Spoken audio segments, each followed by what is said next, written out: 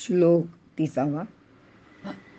अपि चेत् सुदुराचारो भजते मामनन्यभाक् साधुरेव समंतव्य सम्यक व्यवसितो हि सः. अर्थ, पूर्वीचा अत्यंत दुराचारी असूनही जर कोणी अनन्य भक्तीने माझे भजन करीत असेल तर त्यांची सज्जनांमध्ये गणना करावी, कारण तो आचार संपन्न झालेला आहे, असे भगवंत इथे सांगत आहेत.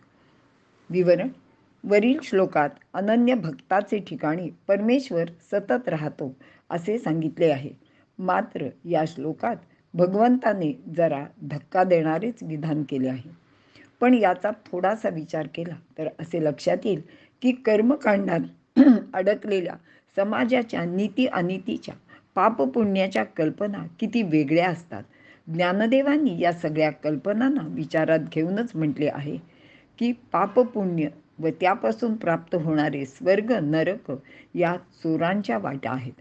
ज्या पुण्याने स्वर्गात जावे असे वाटते ते पुण्यसुद्धा पापच आहे, कारण स्वर्गातील वेगवेगळे सुखोपभोग आपल्याला मिळावेत, म्हणजेच उपभोगाची इच्छा करून जे सत्कर्म केले जाते ते निश्चितच सततच कमी होणारे, क्षय पावणारे असते, आणि म्हणूनच त्याला पाप असे इथे ज्ञानदेव म्हणतात.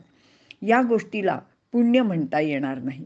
मग ते पुण्य ऐसे म्हणता जिभन तुटे काही, असं विधान माऊली करतात.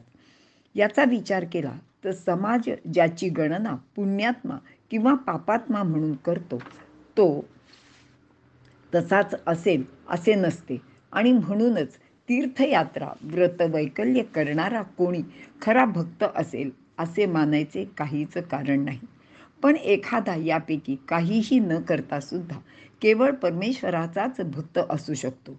ज्याप्रमाणे पशु मारणे, मांसाहार करणे इत्यादी गोष्टी काही समाजाने निषिद्ध मानलेल्या आहेत, पण जो कसाई आहे त्याचे ते स्वधर्माचरण ठरते. म्हणूनच सज्जन हा कसाई असला तरी तो भक्त होता.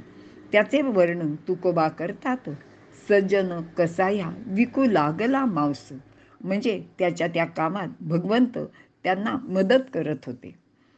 आता इथे मी हा श्लोक झाल्यानंतर एक तुम्हाला फार गमतीची गोष्ट सांगणार आहे, तर ती तुम्ही नंतर ऐका, तुम्हाला ती आवडेलच.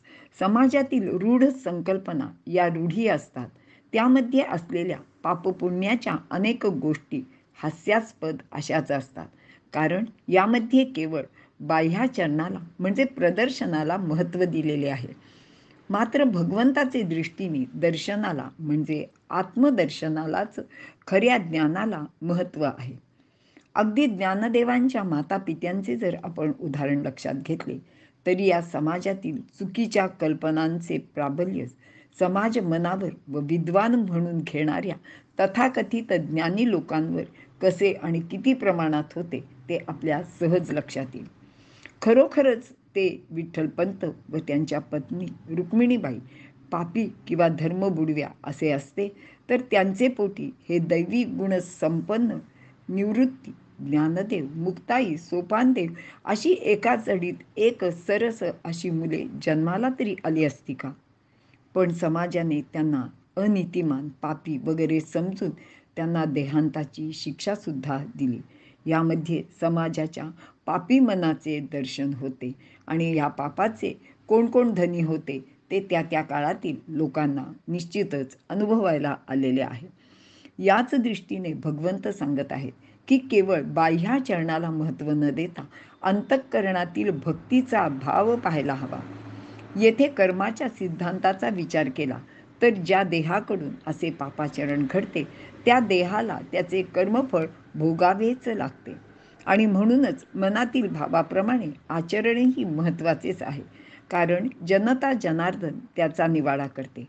पण लोकमान्य टिळकांनी सांगितल्याप्रमाणे परमेश्वराचे न्यायालय हे अगदी वेगळे आहे.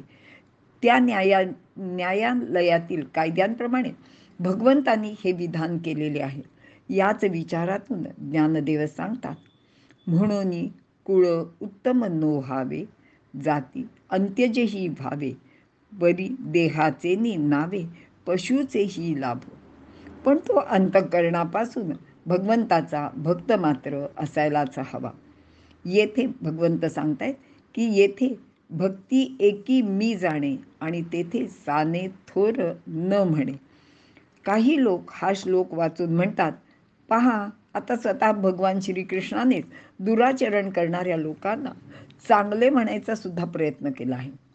पण ते तसं नाहीये. खऱ्या दुराचरण करणाऱ्या लोकांना शासन करण्यासाठी भगवान नेहमीच कटिबद्ध आहे, वचनबद्ध आहे. म्हणून नुसते तोंडाने रामनाम घेत दुराचरण करायचे नाही. मुह में राम आणि बगल में सुरी असे असले नाही पाहिजे. जे वाईट खरे दुराचरण म्हणजे स्वार्थ व तो साधण्यासाठी कोणतेही कर्म हे पापकर्मच आहे.